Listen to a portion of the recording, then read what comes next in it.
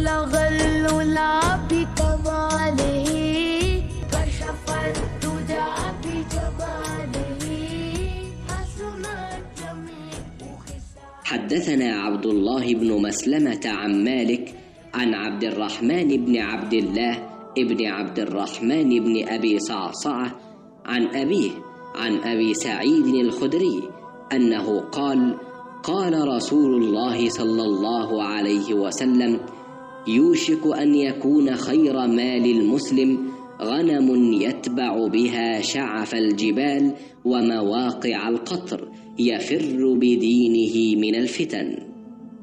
আবু সাঈদ খুদরি রাদিয়াল্লাহু তাআলা আনহু থেকে বর্ণিত, তিনি বলেন, আল্লাহর রসূল সাল্লাল্লাহু আলাইহি ওয়াসাল্লাম বলেছেন, সেদিন দূরে নয় যেদিন মুসলিমের উত্তম সম্পদ হবে কয়েকটি বকরী, যা নিয়ে সে পাহাড়ের চূড়ায় অথবা বৃষ্টিপাতের স্থানে চলে যাবে।